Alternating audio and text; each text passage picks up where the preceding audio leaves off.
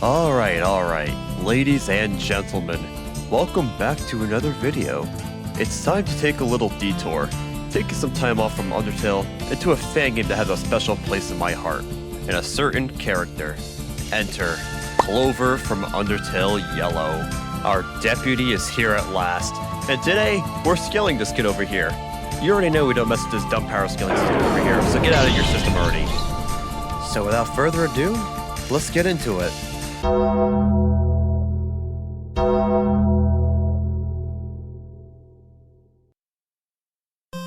Alright, so it all started with Clover getting their hands on this missing poster, the previous missing children. Determined to find them, this kid jumps into the mountain himself. A guy's on a mission. Only problem is, this kid's kind of a fraud. Don't get me wrong, he had the right idea. It's just, instead of finding the children, he ends up living with Toriel. Only when they're influenced by Flowey in some way does he get off his butt and lock in. The problem is, all this kid does is die. Over and over.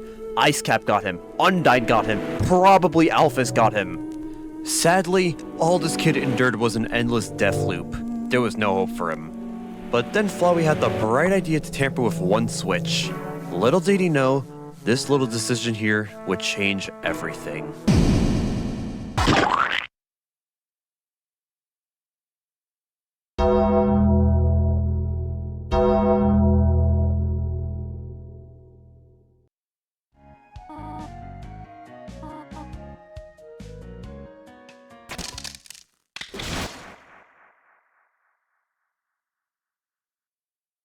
Hundreds of loops later, and Flowey's plan finally pays off. Clover is now in the underground. As Clover progresses, they meet this bat, this Adventure Time looking vampire, the Twitter bird, this Axolotl and his posse, Fox Lady, Metaton Light, and now we're back on track to Hotland. Now this has been a long day for Clover, since he's tired, and we're about to meet Asgore. Problem is, some stupid monsters hogging the damn elevator to themselves. So we have no choice. We gotta see Martlet. She gives Clover the option to stay and live with her. After all he's been through, he deserves some rest. Personally, I want to fight the king, but the kid deserves a break. Flowey kills Martlet, and then Clover dies as well. Followed up with Flowey absorbing their soul, tells Clover the truth about how things came to be before we take a stand against him. A battle inside of Flowey's mind. Now that the stage has been set, we can begin. Clover is very tired during this fight. Then again, I don't think being tired really matters if you're dead, but oh well. Flowey tries to throw everything he's got at you. From reminding you of everyone you've killed, all the memories, to even becoming Nightmare Fuel incarnate. The only thing Clover can do here is hang on. So much to the point where Flowey eventually gives up and cuts a deal with us. Yeah, when it comes to the neutral route, it's literally the same situation as the Frisk video. There's just not a lot to go off of here, since Clover doesn't really do anything impressive. However, there is one thing we can give to Clover, and that is endurance. He was able to push Flowey back enough for him to give up and reset. And honestly, I don't know any other character that's been able to do that besides probably Asgore and Sans, which is honestly really impressive.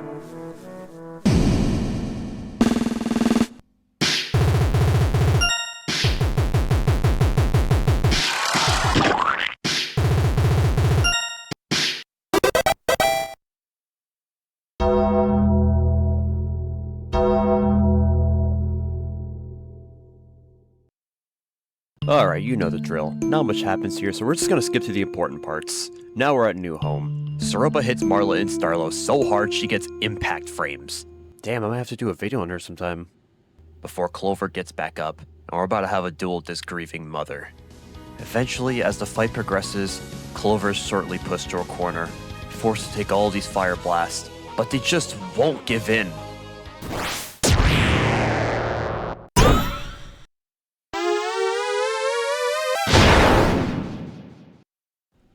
In this act of defiance, Clover unlocks the ability to use magic.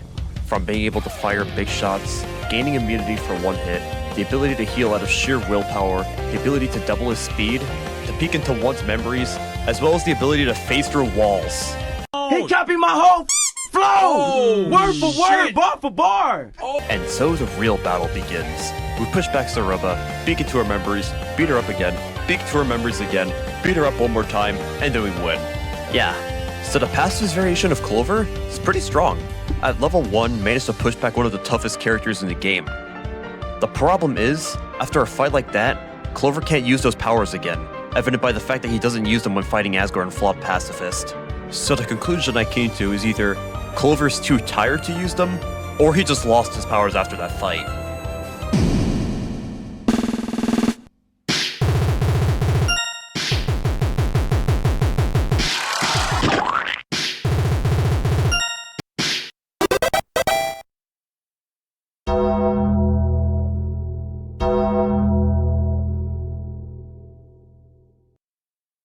Alright, you know the drill. Rewind the clock, Clover jumps into the mountain, underground, Flowey tells Clover about the previous fallen humans, and Clover's first instinct is to go on a rampage.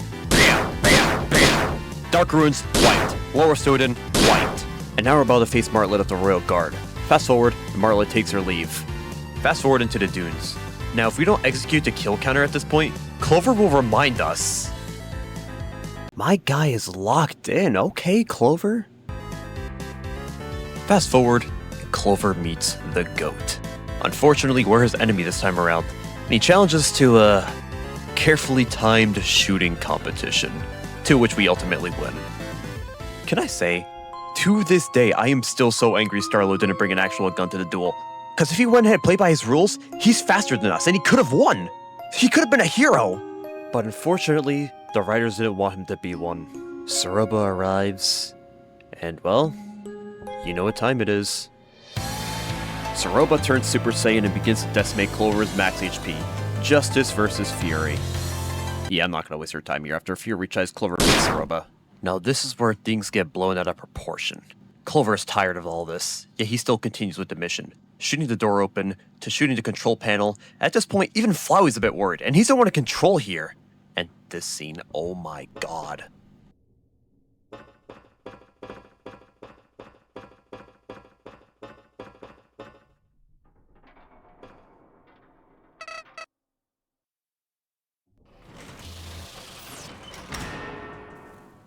This man is giving Flowey orders. Without saying a word. Flowey, of all people. This guy is giving Flowey orders. He's controlling the controller. After brute forcing the Steamworks on, it's unstable. Eventually, we meet yet another GOAT. Axis reads her threat level and immediately gets to work, but Clover isn't having any of it.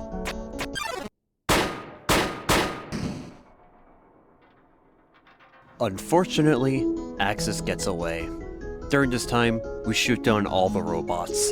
Now let me remind you, all these robots, they aren't even alive, so killing them gives you no XP, it's just a waste of time. Until you realize, Monsterkind made these robots. So we're basically spitting in the face of all of Monsterkind, basically saying, screw you and screw everything you stand for. Now at this point, Clover is about to snap at any moment now. Moments later, and the Battle of Axis begins. And look at the soul here, Clover is tweaking. After one battle of endurance later, Axis feels the need to defuse the situation with Clover. However, this turns out to be Axis' biggest mistake. Feeling guilty, he reveals to Clover that he was responsible for the murder of one of the fallen humans. Now, we need to pause here for a second. Remember what level of violence is? It's one's capacity to hurt. So in that moment, Clover finally snapped. Not only did their LV jump 7 levels high, but he unlocks magic before hitting Axis with a final flash.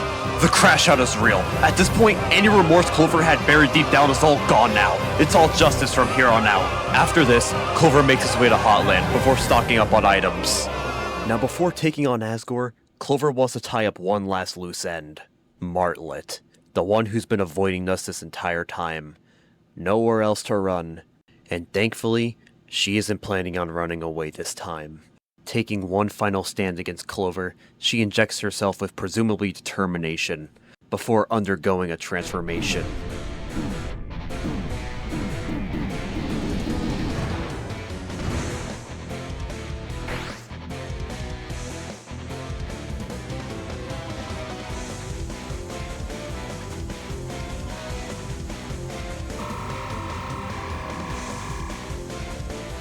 the zenith of monsterkind versus Clover's light of justice.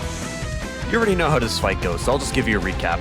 Clover unlocks the Just Shapes and Beats dash mechanic again, peeks into Martlet's memories, learns how to replenish their HP out of sheer willpower. You get the idea.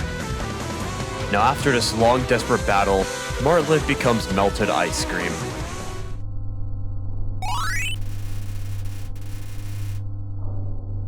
Clover reaches the absolute before Flowey has his crash out.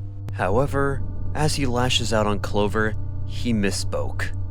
That error was the final push Clover needed.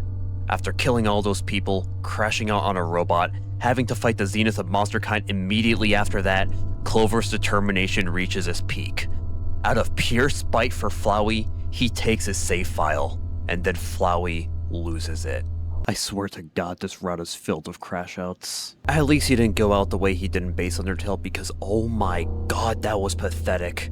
At least he actually tries to make his last stand here. Good job, Flowey. And well, with that, Clover got his save file, as well as his KFC. And now, there's only one more obstacle. Now before I talk about Asgore, I need to bring this scene up real quick. Clover has grown so powerful they're giving the player orders. Take some notes, you two! So now Asgore yaps about how he killed everyone before arming himself, as well as Clover. This kid just shattered Asgore's trident by tanking it, leaving him in a state of shock, which gives him enough time to fire a full-powered final flash, one-shotting Asgore instantly. That's about 3,500 damage in one hit, by the way. And to make matters even worse, this kid broke the cannon. Oh my god, I know Miguel O'Hara is pissed right now. But it doesn't stop there. Clover does the unthinkable. He absorbs Asgore's soul, and then walks off, having revealed to have blasted a hole in the wall. He doesn't even bother taking the doorway. Disrespectful. And so, the next room follows. He takes the human souls back, and well, he goes home. A job well done. Clover defeated the king, avenged the 5 missing children. Justice has been served.